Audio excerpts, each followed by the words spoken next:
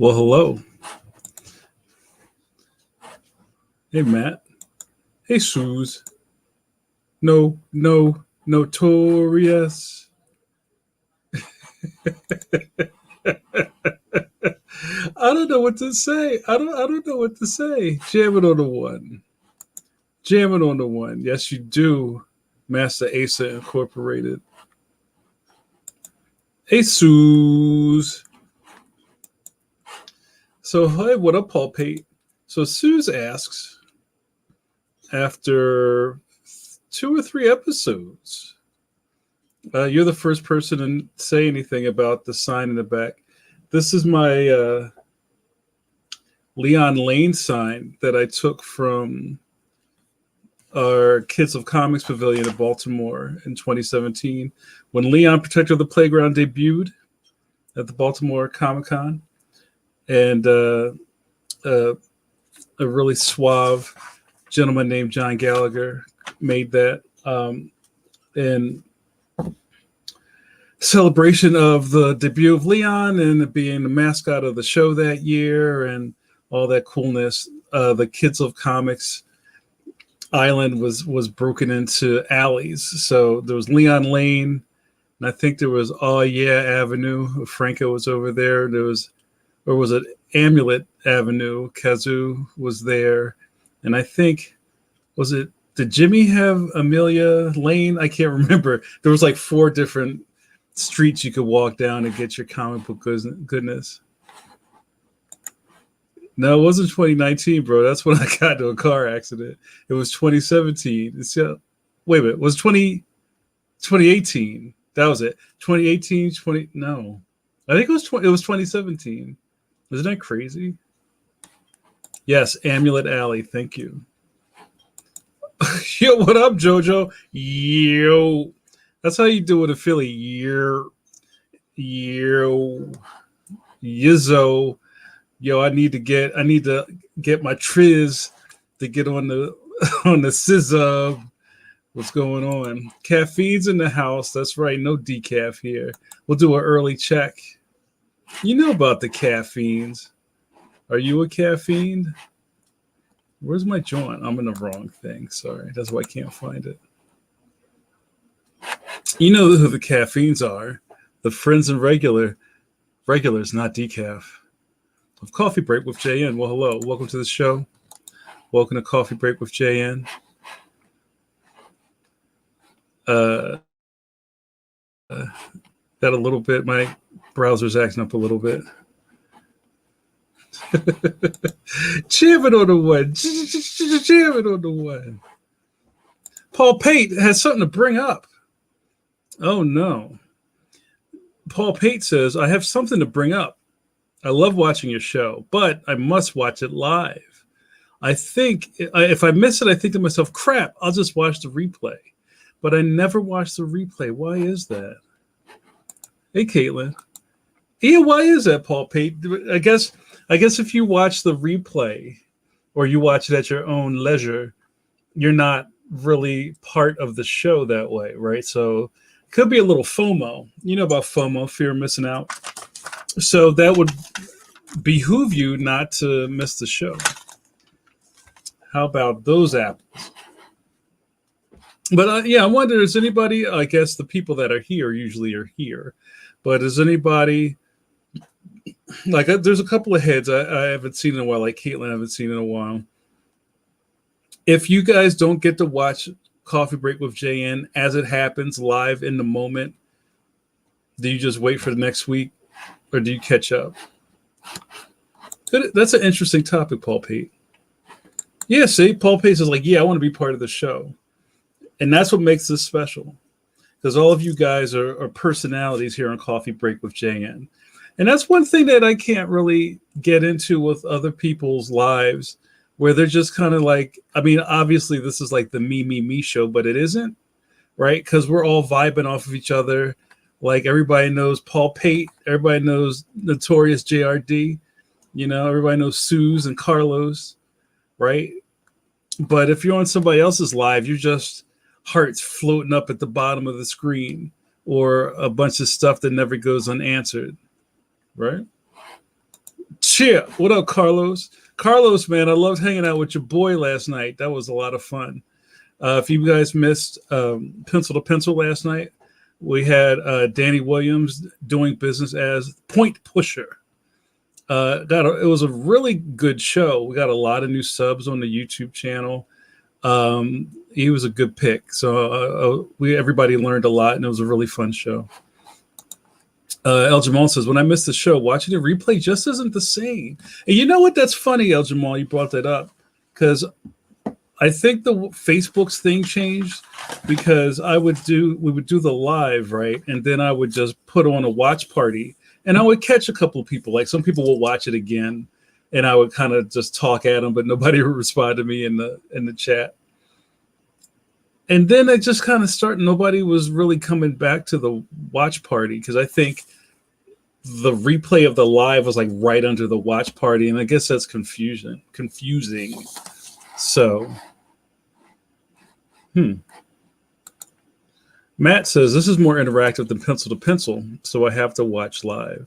Yeah, it is. I mean, like I try to do my best with my arms of Vishnu, trying to ask questions and be charming and take care of the chat. But there's only so much, right? Sometimes I feel, well, we're not at that point yet, but I think like, do I need a moderator? Do I need like another producer in the room while we're doing the Pencil to Pencils? And I want to think no, because if that was the case, they wouldn't. It's like one of those do-it-yourself things, like if you want something done right type of things. Because I think if I brought somebody else in, they wouldn't catch the flow. Because I think I'm really good, and you can tell me if I'm wrong. I'm really good at riding the flow of the conversation and bringing things in when they would add a lot of punch to the conversation and not really trying to disrupt the flow too abruptly. And I think having another person there would just like mess that up. I wonder what you guys think. Master Asa says, I watched the replay on white on white on YouTube. Oh yeah, you know what? And also I found out that because we stream this through StreamYard, the StreamYard application, and the quality is better on YouTube. YouTube goes to 1080, and Facebook does not go to 1080. So you can get to see more of me on YouTube, nice and crisp. Caitlin says, I wait for the next week because it's way better in the moment. Like we're all hanging out and being friends. Oh, that's sweet. And you know, that's funny. Like, I don't know if you guys have heard of, there's this new thing out called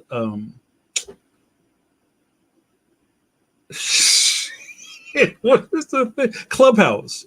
There's this new thing out called Clubhouse, which is like the new hot killer app. And it's kind of like, I guess it's like Discord, but it's nothing but audio channels. And you get in a room and everybody's talking. I guess it's kind of almost to simulate being at a bar or being at a house party and people are talking and like doing all that. And then I think people talk over each other and somebody always has to be special or right. And it's interesting. I keep hearing about it, but no one has sent me an invite. I see you guys out there. And it's all good. But the one thing is I'm an Android, and I think it's just an iPhone app, so I'm cool with that. But I think people are kind of missing that in the moment. At the moment, I was going to the bodega, and I ran into so-and-so. We were like, yo, we like chopped it up on the corner for like 15 minutes. Like, you're kind of missing that in the COVID era. That's interesting. Let me throw some more in here. Sue says, this is a therapy session for Matt and I, so it's live, not Bibirex. Sip of coffee for the Raringos. Let me get my coffee out. So Asa gives a plug for Danny. Such a dope sculptor and teacher. Yeah, he was really on point, man. I loved his energy. And he had very, like, precise answers to things. And my man Carlos, he's like that too. I think it's something about you viz dev people, or you kind of like 3D people. It's almost like, I think, and I could totally be wrong, it's like the way a lot of digital artists work in a studio system, and I think you have to kind of explain stuff or get things explained to you a lot. And I think your attitude has a lot to do with your success, your latitude in jobs like that. So I think it pays to be really clear, right? And it seems like all my buddies who are in that type of work are very clear when they speak. I don't know. It's interesting. Let me see. I didn't miss anybody. El Jamal, did I read this? When I missed the show, watching the replay just isn't the same. I feel you. JRD says, it was interesting watching Mike's face when you went through the notorious. Pretty sure he wanted to say the hell. I like the hell because it's not what the hell. It's like the hell. Well, you know what? That's why I'm me and Mike is him, right? Right. I keep it bubbly. So, and you know what? I'm not going to not say it. So I got to say it. Sue says, nope, pencil to pencil is great the way it is. Thank you. I just found this. It's not new because these guys have like 100 kajillion subs on YouTube called The Draftsman. And it kind of reminds me of the thing that Mike and I have, but it's very, I'll say, produced in a different way than the StreamYard stuff is produced. It's kind of like shot on like, I don't know, really high def digital. And it almost feels like a Zoom call, like as the camera cuts back and forth to whoever's speaking. And that's not a StreamYard thing. That's a Zoom thing. And there's kind of like the older artist who is kind of like the gregarious guy. And he talks about like philosophy and energies and technique. And then the young dude counters him with a lot of stuff, and they're in different studios. And, it's really like produced, and there's like track. What do you call those things where you put a timestamp? A timestamp on the episode, and it's all broken down, and that's really sexy. But that's nobody's doing that over here. Pencil to pencil. Sorry. JRD says, this is the closest thing we have to an actual get-together right now, but we don't have to worry about pants. You don't have to worry about pants. But thanks, man. I appreciate that. Carlos says, I like the closeness of you doing it. Thank you. Thank you so much. Jerry Kraft, yes, you are a real flow rider. Oh, yeah. Sip of coffee for Jerry Kraft, who's going to be the special guest on the next Pencil to Pencil this coming Wednesday. I'm very excited. And I'm sure Mike and Jerry and myself will have a lot to talk about, so please tune in. Thanks for joining us, Jerry Kraft. Carlos says, if you miss a comment or don't have time, it's whatever. Just catch the next one. Yeah, that's so true. Asa says, yeah, Facebook video was weak. Facebook video was weak. That's my Fry invitation. This is weak. Wow, there's all types of superstars are here. JRD says, oof, Clubhouse sounds horrifying. Well, I think you have to be that kind of personality to just want to, like, you need the speaking conch, and it's like, yo, I have the floor. Like, I don't even want to talk about it because I've never been in a Clubhouse, so I don't know how that works. But that's what I keep hearing. It's just kind of like a lot of people talking, right, and listening, or maybe somebody in a room who's used Clubhouse could explain it better, or you might kind of sign up for a room that has a special guest in it, and then people will come to like maybe hear them talk and then maybe rebut that. Sue says Clubhouse is still in beta, isn't it? Possibly. Yo, what up, Fletch? Hey man, just got here. Had to run out and get oil for the furnace. They were supposed to deliver today, but didn't, and I ran out. I was wondering when my nose was getting cold. Yo, don't die of hypothermia, bro. Just like in art, exposure may kill you. You can't pay your rent with exposure. So be careful out there, bro. Paul Pate says my sister, she has work meetings in Red Dead Redemption or something like that. Yo, that reminds me of like when EverQuest was popping, and people were like getting married in the server, and there'd be like I remember seeing videos of a bunch of like elves and like dudes on hippogriffs floating around like while some two characters were getting married. That's where we're at, right? Stuff like that isn't even really like funny anymore because that's just kind of what it is now. What happened to Second Life? Remember that? Second Life was supposed to be. I'm trying to think of the best way to explain it.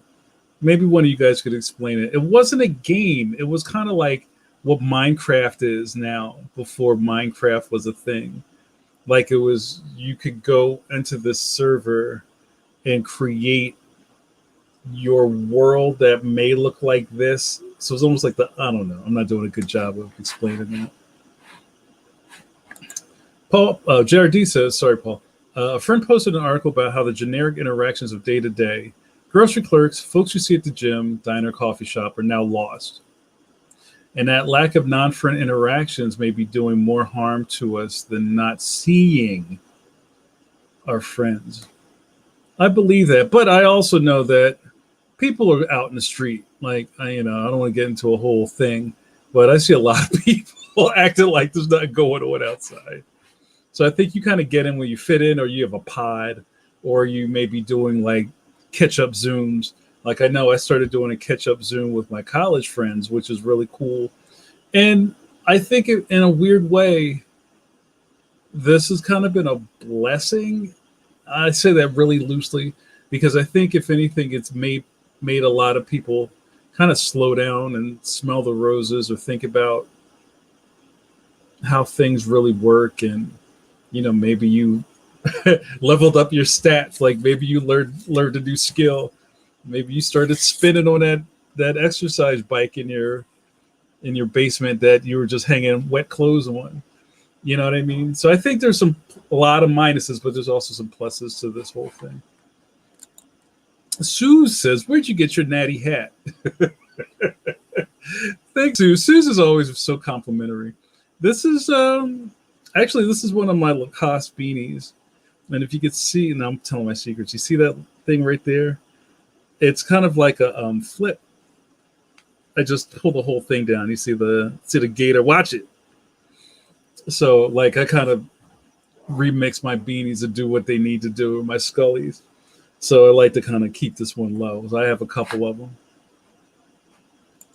Asa says, yeah, I follow that Young Cat Proco's good skill building videos. Yeah, that's from the Draftsman. Their shit is tight. Like I'm not like ragging on them, but I was looking at it and going, well, I could subscribe to this. I like their energy. And I feel like a lot of the stuff they talk about is kind of like bizarro world reverses of a lot of stuff we talk about. Like the one episode I caught, they were talking about The Art of Fear, this book that is kind of like, it wasn't by Pressfield. A lot of you guys know I'm a big Stephen Pressfield fan, the guy who wrote that book, The War of Art. So it's called The War of Fear, and kind of like how fear totally derails people and is a career killer. It's really interesting book. But I like the way they talk about it. JRD says P2P allows for more natural flow and we see real reactions. Even if not, cuts back and forth. Even if not, cuts back and forth give the impression of editing, which dilutes the rawness. To this day. JRD is saying, happy birthday. Yo, did I miss Jerry Craft's birthday? Happy belated, sir. Mine fallen. Binhead fell on the same day. Sip of coffee. Sip of coffee for January birthdays. I will say that nobody's had a dope birthday since COVID. Like my birthday was like the week after the go home order, and I was like, I guess I'm not getting crab legs. So I'm really looking forward to that. I guess I'm not gonna have crab legs again.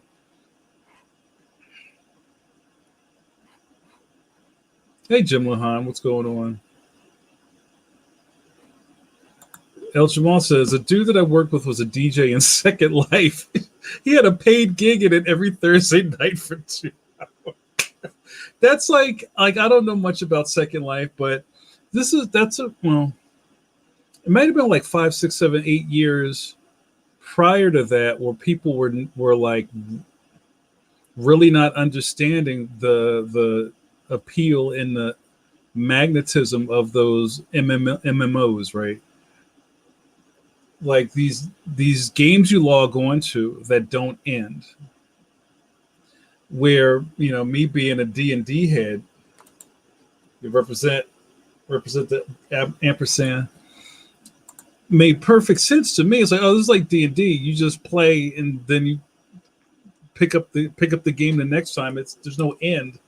Was really messing people up. And I remember watching this really sad documentary. Remember kind of around that era where the mainstream started catching on that people were like living second lives inside their computers. It sounds very Tronish, but it's like, people playing Warcraft, World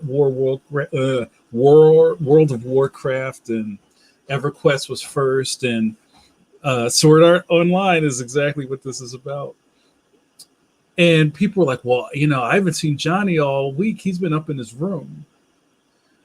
And I'm very worried about him. But I remember watching this documentary where this one kid like killed himself and over the game, and it was really sad, and people just didn't understand like why are people so emotionally caught up in this.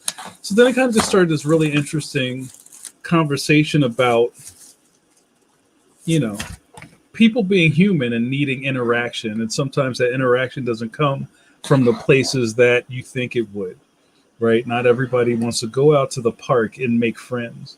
And maybe even like a less dangerous topic to talk about, because I don't want to trigger anybody, is I remember reading this thing where they talked about how it's very, very rare for you to make friends with people in your adult life, because your friend circle is pretty much closed after college, if you went to college, or in that kind of like early 20s, late teens part of your life where you connect with people in a way, and then you bring people with you, or you don't, or maybe it was your roommates, or maybe it was like one roommate and the rest were garbage. And you hit a certain age, and then especially guys are just creepy, right? Nobody wants to be a guy's friend, right? That's why you see people who like hang out with the dude they grew up with on the block. Like, who else is going to be their friend? Or if somebody came up to you at the water cooler, was like, hey, Jim Luhan, listen, you want to hang out? You're going to be like, fam, I don't know you. You know what I mean? So maybe we could talk about that a little bit. It's kind of like I don't know. I don't find any of this really shocking, but I think it's hard. I think it's just hard to find good relationships. I guess that's where I'm going with that. All right, I gotta catch up here, and then we're gonna do an ID. Paul Pate, yeah, you are old school with your electric football. I don't even know what all this new fandangled stuff is. Facebook is my limit, man. Carlos says Second Life is like a very, very early example of what Ready Player One is. Oh, nice. Asa says, have you read Pressfield's second book? No, what's it called, Asa? I started watching, he's got a YouTube channel, and he kind of like stands in front of a cabin and just like espouses wisdom. He's an interesting cat. I think he's like splitting wood, and then he goes, oh, I didn't see you there. Let me tell you what's on my mind. JRD says, my wife tried to kill me on mine. Speaking of shitty COVID birthdays, Matt said, yep, no sushi and tots and sticky rice for my birthday last year. I want to go to sticky rice. I want to go to sticky rice with the Warengos. Sushi and tots. Oh, man. Well, my birthday is coming up in March, and I'm a Pisces in good standing. And I if I can, I try to get my crab legs And sometimes I don't get them, fam. It's disappointing.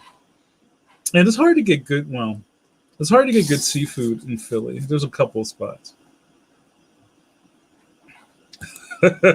Carlos says Street Fighter Nugget. Yesterday was Dudley and Vega's birthday. Yeah, I know you nice with Dudley. I could never figure Vega's moves out. I didn't know how to do any like the wall climb. See, that's why you used to kick my ass in Street Fighter. I couldn't figure that stuff out. Yo, what's up, Gio? Yo, respect to a soldier. Sip of coffee for my man Giovanni. How are you, brother? I hope you're surviving out there. Keep your head up, bro. Thanks for tuning in. Fletch says, my buddy / coworker ended up moving back home to New Zealand 2 days before they shut down the country. Jesus. Now he's living in a COVID-free land. Oh, man. All right, let's get to some good stuff. Asa says, toxic masculinity makes it hard to get to know new people and share your emotional life. Yo, that's real rap. I was reading this, not to get too like weird or deep. I don't know who wants deep on coffee break. But I started reading this article. I like to read. I don't know if people knew that. Where they talked about, and this is kind of like in man world, how with all those things you just talked about, that touch, not touching, but touch has been really outlawed with men. So, you can't touch another man. Like if you've ever seen a bunch of old movies where dudes are kind of like, hey, pal, and they like, or all like whatever. And that's kind of where roughhousing happens, right? Because like, so it's not really socially acceptable to like hug your bro, right? You can hug him, but don't hug him too long. All those type of things. So I started to think, I think maybe that's where a lot of the soul handshakes not started. Kind of like, like a dap up and a reach in is touch, but it's acceptable touch, right? Or some very intricate handshake is touch, but it's an acceptable touch because it looks cool. It's a flourish. But, I think it's still really frowned on to show emotion as a man or to, cry or do all those other things are still kind of up in the air there. So it was a really interesting article. I don't want to get too deep into that stuff unless people want to talk about it. Paul Pate says, I just go up to people and ask them if they want to be in a relationship with me. Oh, yeah, I saw your name on that poster. Yes, do the work. El Jamal says, I'm much closer to the friends I made years ago, but I'm always meeting new people, and occasionally some make it into my friend group. You know what? That's a little true with me, and I think it's a little different with us creatives because we're always like networking or meeting new people in that realm. But even there, you're not like, hey, bud, you're not buds with everybody. But there are some people that, like Asa said, if you do the work, you can create a relationship, and it should be a two-way street. But I think everybody gets really guarded the older they get.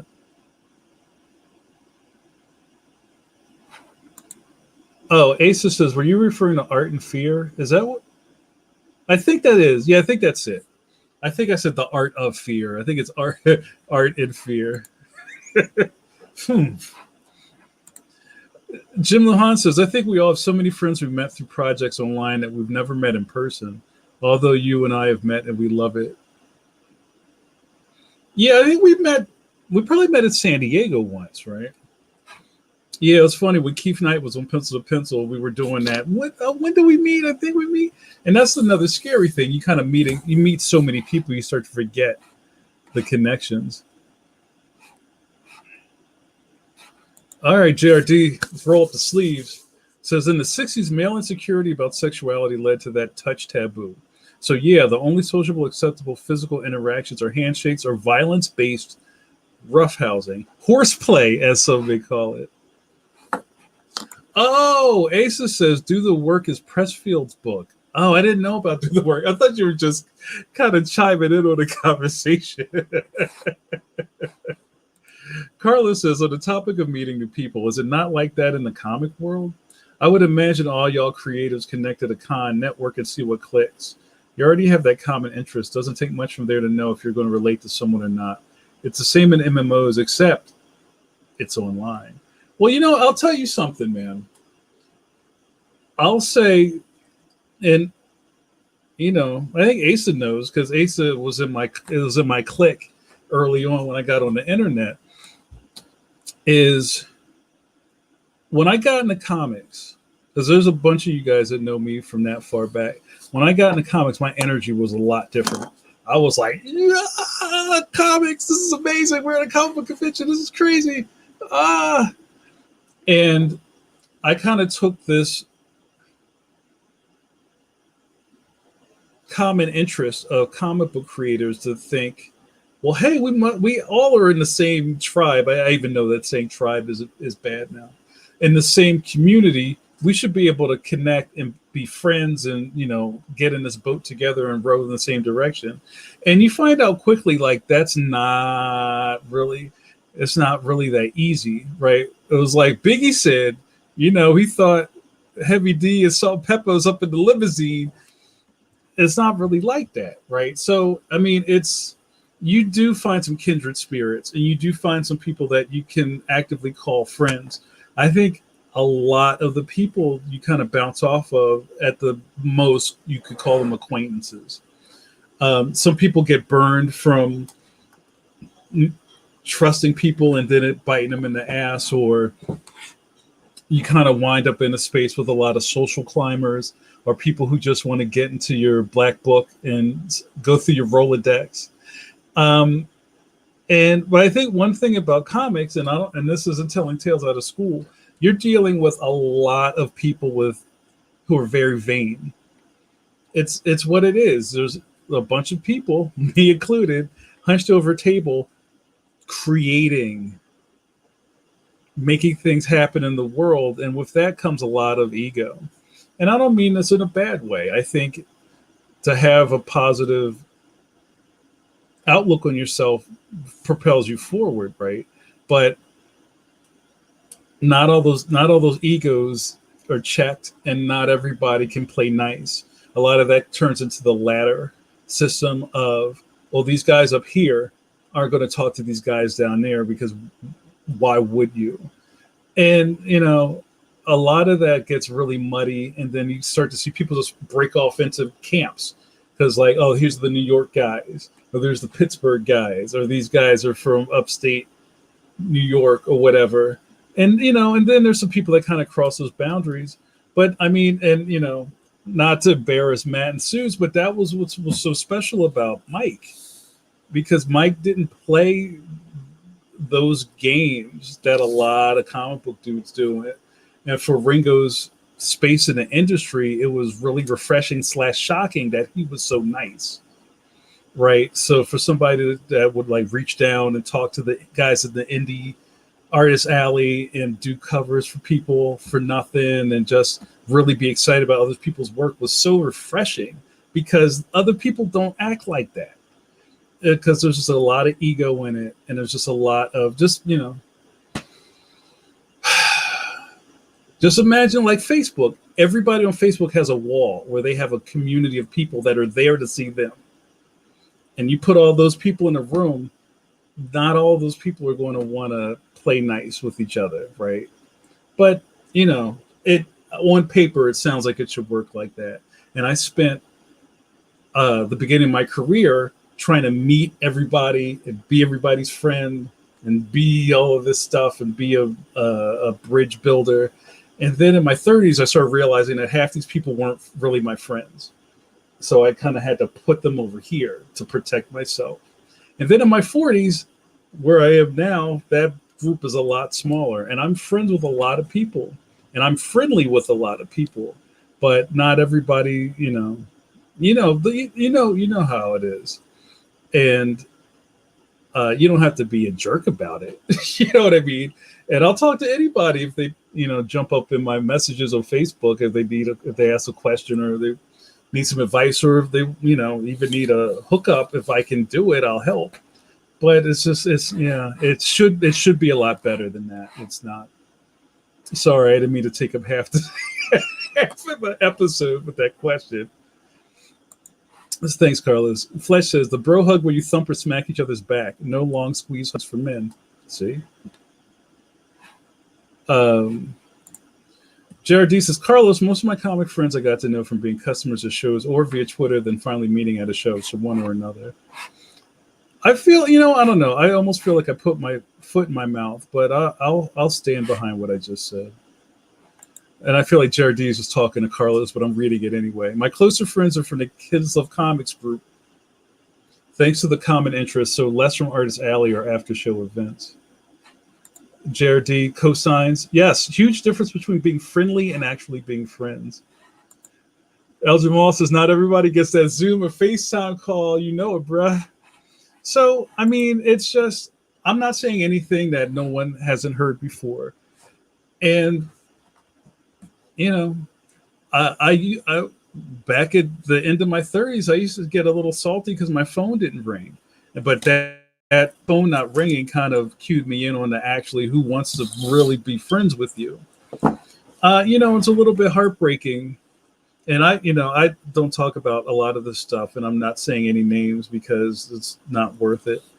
But, I think the fame thing gets to people in different ways too. I think the success thing is a pitfall in a lot of people's cases where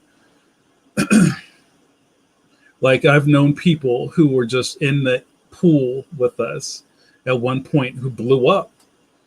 And then when that blow up happens, a lot of times they distance themselves or they get paranoid.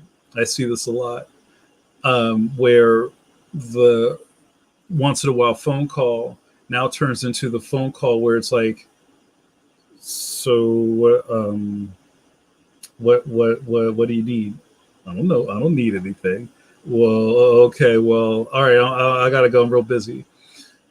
Where it turns into a thing where a lot of people start circling their wagons because I think with all this stuff, distrust happens, right? You got to protect yourself. And I'm seeing it in a different way from when I was younger. I used to just get really salty about that. Now I kind of understand it. Like if you weren't, and it goes back to the friend thing. If you weren't in the boat when we started, and then you're climbing up on the side of the boat later, we're all the way out at sea, somebody's going to try to push you back in the water. Right? Like, oh, wait, where'd you come from? Were you a stowaway? Or look at this dude. He's on the edge of the boat. Ask him what he wants. What you want? Yo, I'm wet. I want to come up there. Nah, we'll full up. And you just like push him back in the water. I don't think that's exactly how this works, but I think people just get really distrustful. And you have to have already been on a team or you're somebody they've met on their way up who are above them that they now want to be friends with. I don't know. It's tricky. JRD says, I know lots of folks who don't know the difference and aren't sure which group of mine they fall into. Yeah. Paul Pate says, listen, Jamar, when I blow up and get famous, I'm watching the replay exclusively.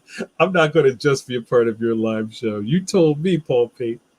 See, and and just even talking about this stuff feels weird because, it's kind of one of those things where, I hope people aren't going, is he talking about me? I don't know. I don't think it's human nature. It's business. It's the nature of the business. It's the nature of being in a business where you get to dabble, especially in a lot of people, dabble in an art form that was part of your childhood. Or you're creating these things that were part of a shared memory, or you're making new stuff. And sometimes it's hard to separate the art from the artist, right? We could do a whole episode on that, right? But we're all just human, right? And then you think about that humanity and then not really being sure where people are coming from, right? Like, I don't know what you do with, and I kind of mess with Mike Hawthorne about this. Like, I don't know what you do with 100,000 or like 100,000 Instagram followers. Like, how do you parse that out? You know what I'm saying? So it kind of creates its own problems. Asa says, oh, I got to look over the thing. Asa says, you were an inspiration to me and helped me come out of my shell even a tiny bit. Oh, wow. Thanks, bro. The only reason I left was because I couldn't hang. I thought I couldn't hang in comics. So I felt like an imposter trying to elbow my way in with the cool kids. Like the indie cred all-stars were all at a different point in our hobby, professional, personal development. So sticking together is tough, yes. But I wasn't mature enough to realize that, and I thought it was supposed to be as productive as you all. I thought I was supposed to be as productive as you all, and then left in shame. Weird that this is. Oh, no. Oh, shit. Sorry, man. Where were you? Did you mean to message me that? I'm sorry, bro. I didn't mean to blow up your spot. But just to talk about that, don't be embarrassed, Asa. That's really special, and I appreciate you saying that. It's funny to talk about the indie creds because, like, we talk about this a lot on Pencil to Pencil. Is like how people's entry points in the comics were a lot different, even 30 years ago, or 20 years ago, or 10 years ago, or 5 years ago. Right. So we came in at the beginning of the internet, and that was like the height of message boards because people didn't really know how to make their own websites yet, or you had to know a guy. And it was easy enough to buy a package and get a message board. And then people just came to the message board because they didn't know how to do this shit either. So you created these really tight communities. And I think with the communities, like, the personalities get in the way. I said a long time, not that long ago, and I've said, and I've kind of flip-flopped on this a little bit, but I say I believe and I don't believe in communities. I don't believe in communities when politics of who's in charge of a community turns up. You know, like, say everybody used to hang out on a message board, and then somebody's like, yo, I got more post counts than this guy. How come they didn't change my icon on my joint? Yo, why does he get to be an admin? I need the band hammer. And then it starts getting weird, right? And I feel like things always kind of break down in that way. But I think it's really rare to find a bunch of individuals who can work as a team. It's like the Avengers, right? So I totally understand what you're saying, man. It's like, and comics is such a marathon. So let's keep talking about that. But thank you, bro. I don't know why you typed that if you didn't want me to put it on screen. We'll have to talk later. JRD says, I'm very careful about approaching pros I admire. I often want to chat, be friendly, learn from them, eventually become friends if possible, but I never want to come across as someone looking to barnacle off of them. I feel you. And I think that sometimes stops people from wanting to introduce themselves because, I think on the other side, it's like, oh, I don't want to bother them, or I don't want to be a bother, or I don't have anything. I just wanted to say hello.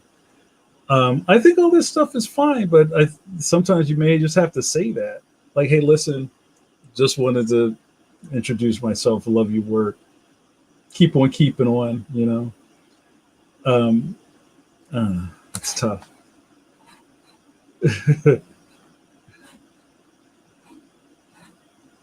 Carlos says that imposter syndrome is a major falcon.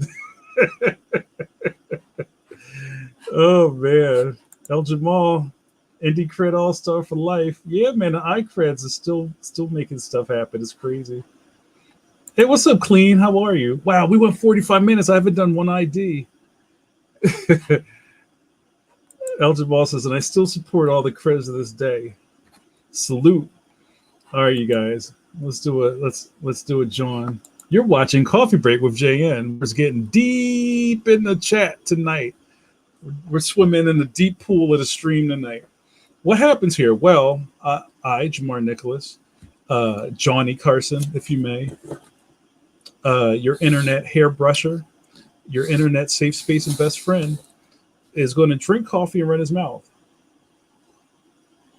And when I'm out of coffee, you know what happens next. Yeah, this got deep. Oh, JRD. I suck at self-promotion, so I don't have to worry about followers. It's tough, man. Carlos said it, the imposter syndrome. The imposter syndrome is just like such a huge pillowy cloud that just like hangs over all of us, right?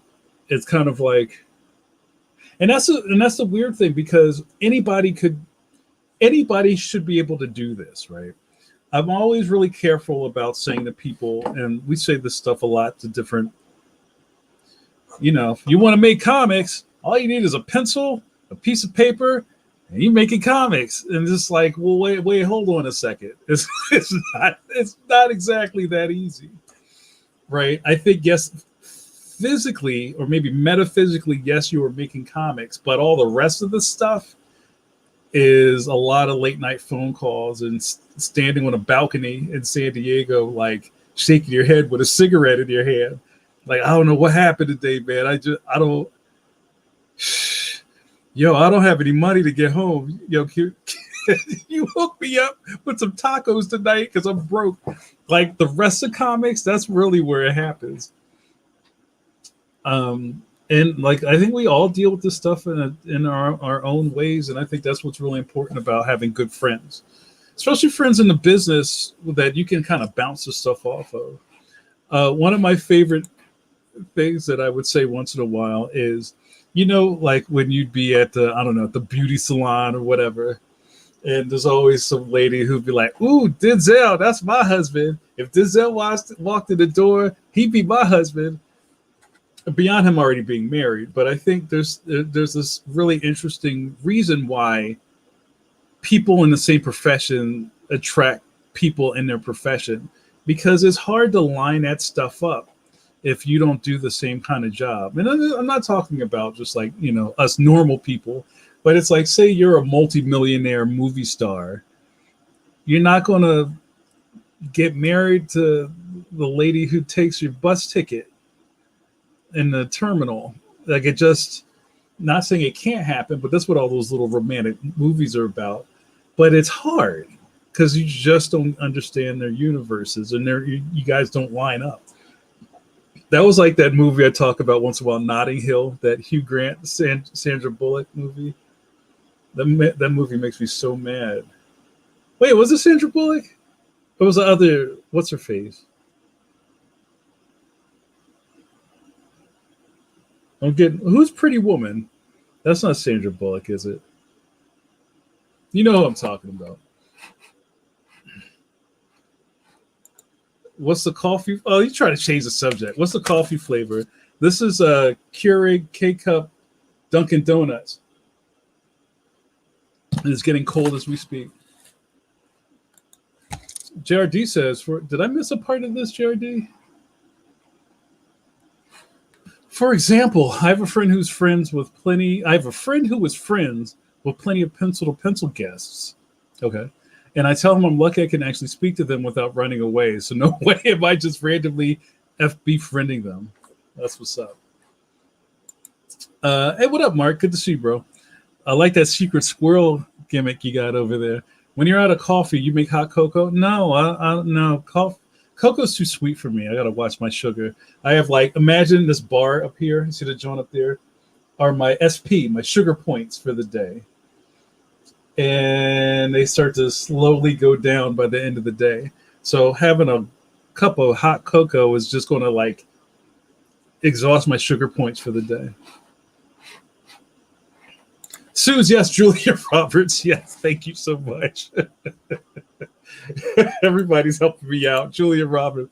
Yeah, we should do a Zoom watch and watch Notting Hill and watch me go insane, because that movie drives me crazy. I'm so upsetting.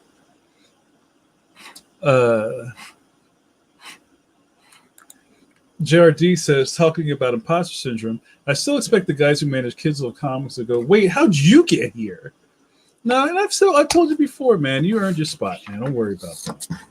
And I feel like good people, I think good people win. Good people are going to win out in the end. I know that sounds very lofty to say, but people remember.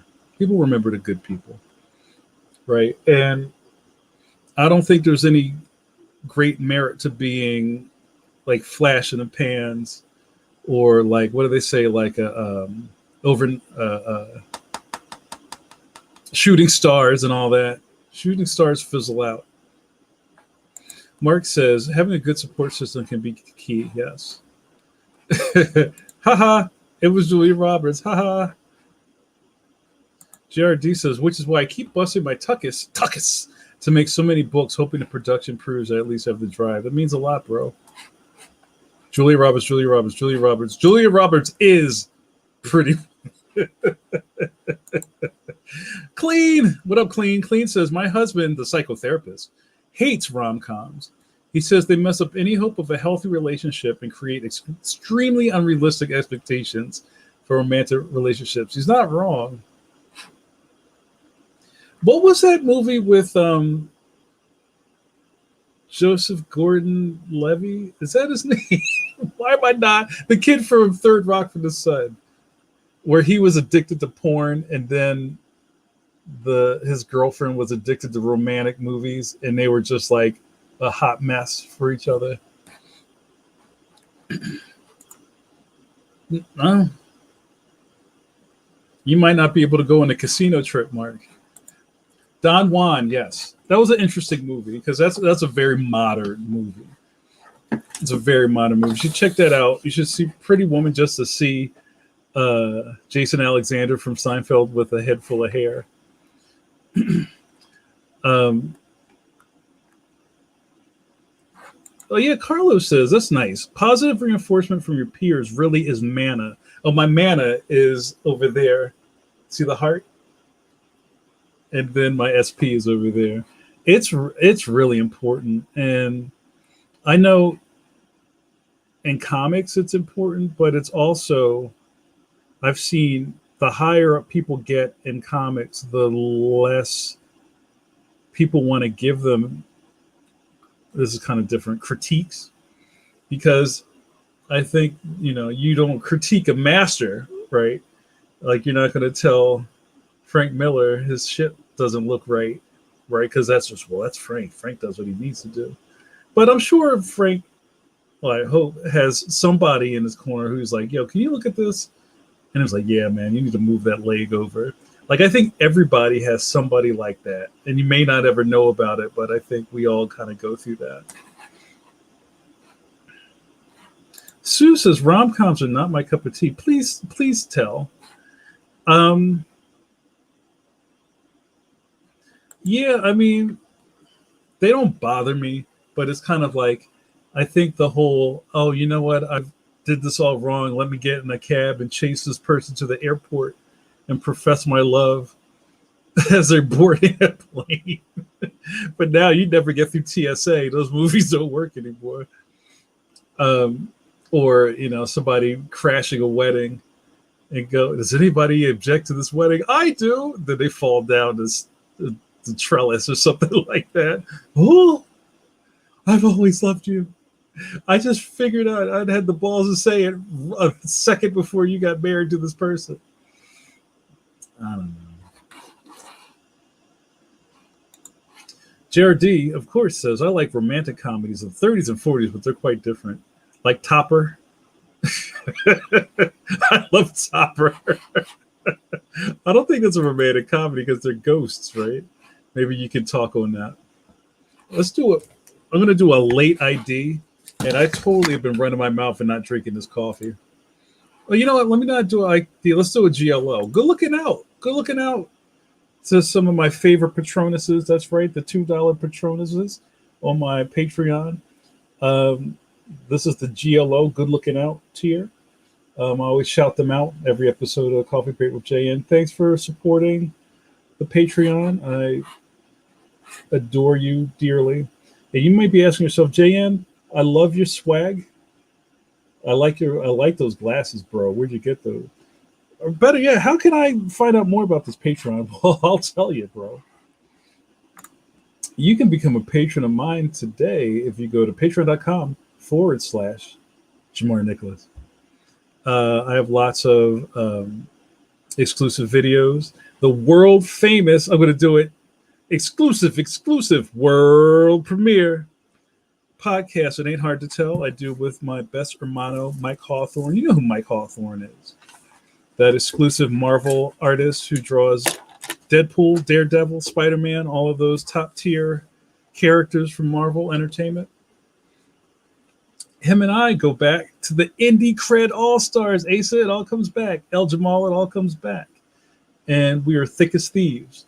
We answer your questions live every fortnight. And release that exclusively to the Patreons on my and Mike Hawthorne's Patreon. We're about to hit our 19th episode, and every one of these are an hour or more in length. They're really good. And I've had a lot of people say to me, that's their favorite part of Patreon, or that's favorite part of all the Patreons they're into. So get in on that.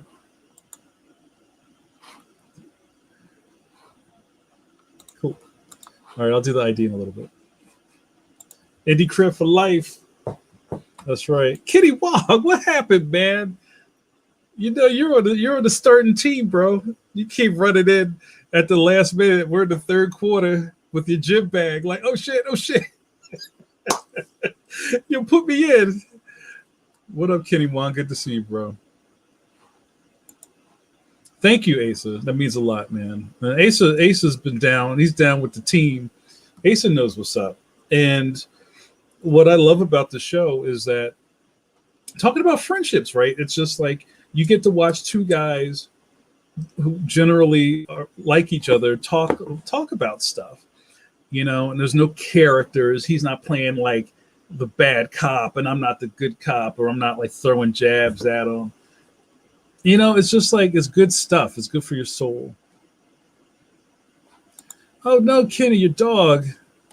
Man, what are you doing here? Go take him to the vet. Yo, everything stops when the dog's hurt, man. I hope he's okay. Yeah, you're gonna have to call the vet in the morning. That sucks. Well, prayer warriors, put those palms up for Kenny Wong's dog.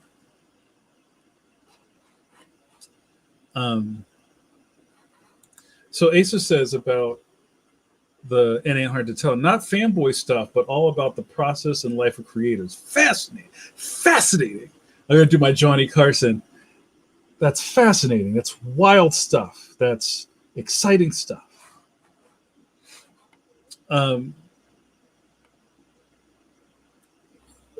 Paul Pate, my life is a romantic comedy. Paul Pate's got the zingers. Yeah, man. You know it's all love. That's why we love Suze. That's gonna be my new show on CBS. Everybody loves Suze. I'd rather watch Predator 1,000 times back to back than watch When Harry Met Sally. Get in the chopper. Do it now.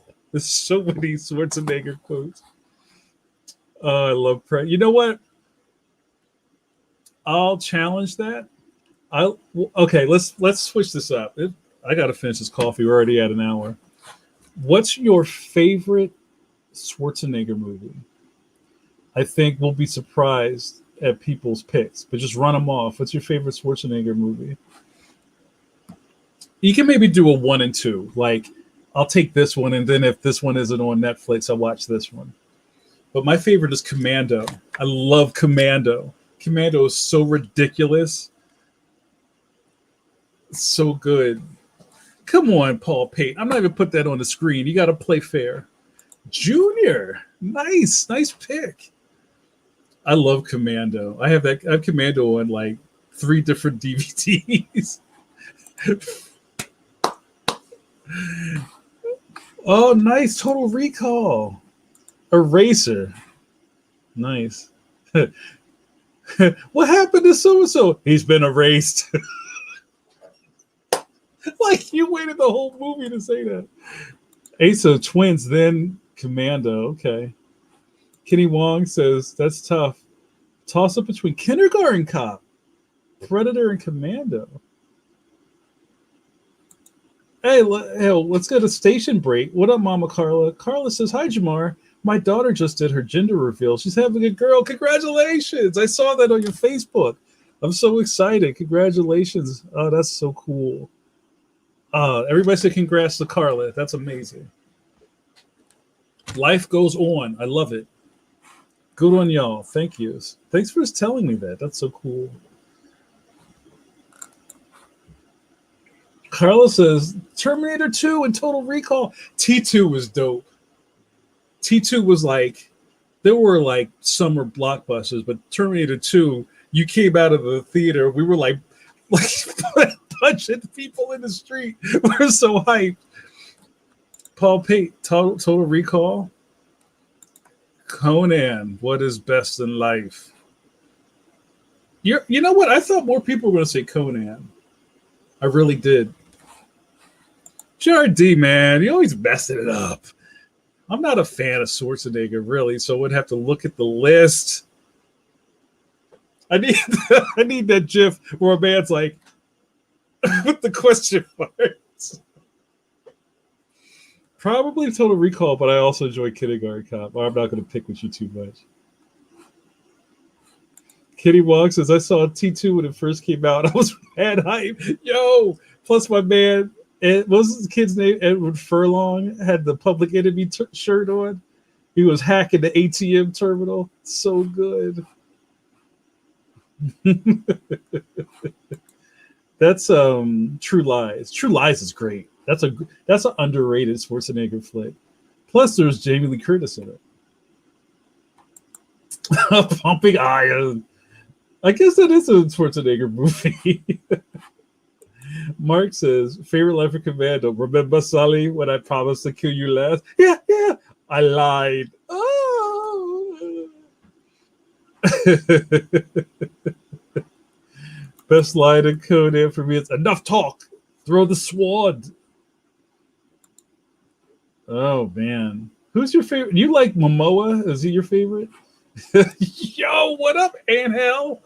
I know you was lurking, bro. Good to see you, man. Hope everybody's good. It's not a tumor. So good. True, yeah, y'all. You know True Lies is hot. Come on, bro.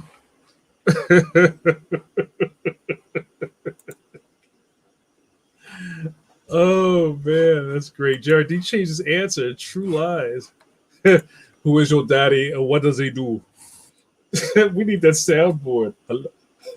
Hello. Hello. Who is your daddy and what does he do?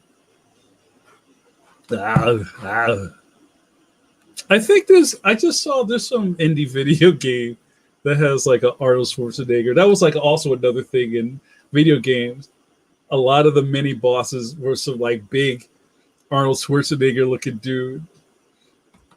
And there's this one new indie game where I think there's like a palette swap bad guy, and when you hit him, he goes, ow.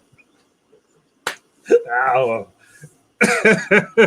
What up, Crown? Good to see you, sis. I saw your Cecily Tyson quote. I mean, that was really dope. I love Cecily Tyson. So good. Good to see you. Is it Broforce? I love Broforce. Paul Pate says twins?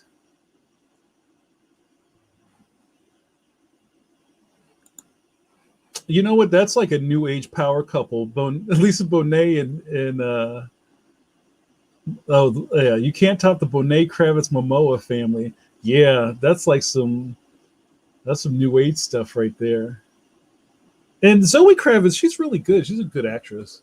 Yeah, that's a really interesting. So wait a minute. Okay, so Lisa Bonet and Lenny Kravitz had Zoe, but then they broke up, and Jason Momoa and Bonet are together, right?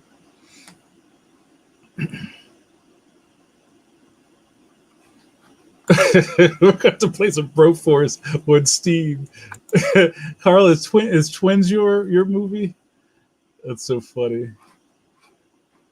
Yeah, I don't. Yeah, we just burned through this hour, you guys. Wasn't Arnold and Danny DeVito in Twins? Yep, that's exactly who that was. Also, I think it's really funny that Danny DeVito is really popular with like the post millennials. Have you seen those pictures with the people with the realistic Danny DeVito heads on? It's so weird. But it's funny to think that people know Danny DeVito from Always Sunny, not the millions of other things Danny DeVito's done. All right, I gotta drink this coffee, you guys. I'm gonna do an early ID and then a late ID, then we're gonna kick out. But this has been fun. You've been watching Coffee Break with JN, with me, JN, Jamar Nicholas, as you may. The Kevin Bacon of comic books. And you know why I say that? I just told you why. Going all the way back to 97, 98, we were in this. And I always find it funny when people, and luckily people don't say this anymore. People go, Jamar, how you know him? You know him? How you? 6 degrees, bruh. I never lied. I never lied to you. Jamar Nicholas, Philadelphia's favorite son, your internet safe space. Coffee Break with JN comes on the Facebooks and the YouTubes every Thursday at 9 p.m. EST. Oh, yeah, the greatest man alive. And I drink this coffee and run my mouth. And when I'm out of coffee, you know what happens next.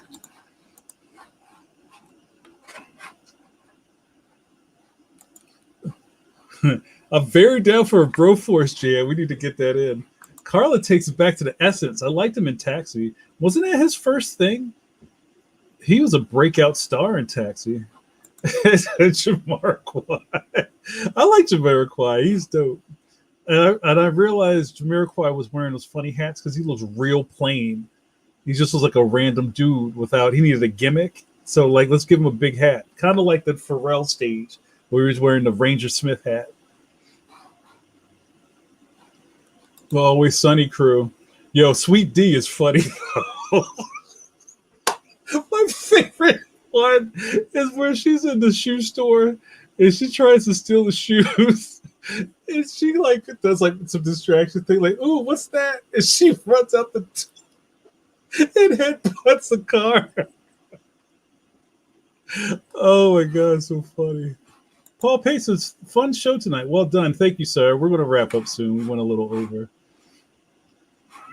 It's almost last sip. Yes, Suze has to give the producer signal. Say your goodbyes now. JN's cutoffs are no joke. Bye, y'all. It's been a great hour. Thanks, Suze. Love you so much. Oh, he was like a New York stage guy, right? Like a off Broadway. Angel, you've never seen Always Sunny? You know what? I'm not even going to say that's surprising because it's a very not like you look at that and go, that's not for me. It's very easy to see a show like that and go, no, I'm good.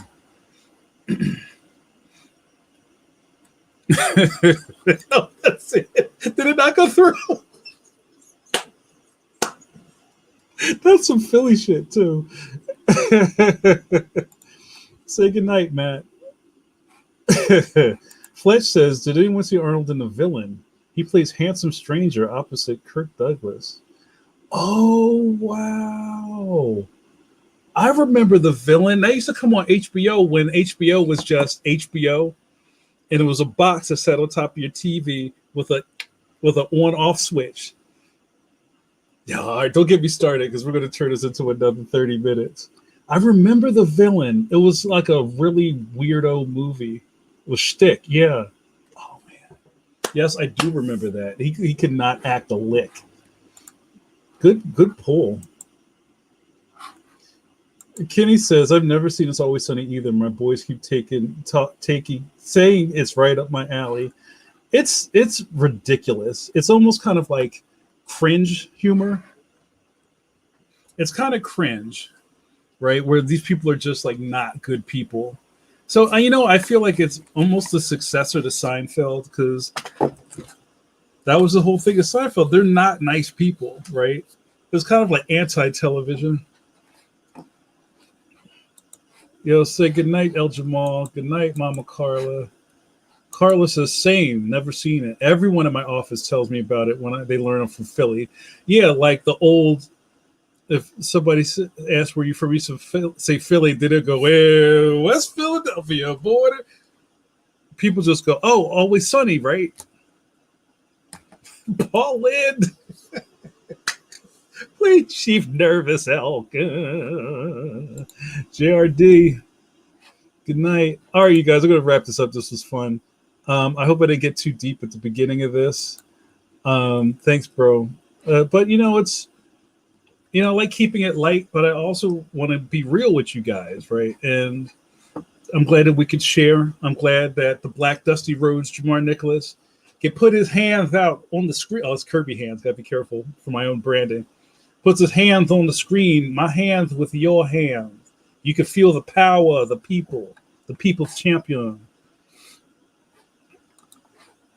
Yeah. Yep.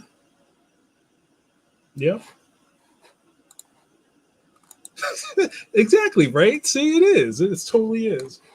All right, you guys, we'll wrap it up. Good night, everybody. Love you. Love my caffeines. This was real fun. God willing, I'll be back here next Thursday at 9 p.m. Let's shut this off. You've been watching Coffee Break with JN. I'm JN, Johnny Carson, the Grand Poobah of indie comics, and also that black guy you talk about in Mixed Company. What happened here tonight? Well, you got to hang out with me in my studio and my caffeines, where we got to watch me drink coffee and run my mouth. Oh, I didn't win, bro. So when I'm out of coffee, this video is over. Love you all. See you next time.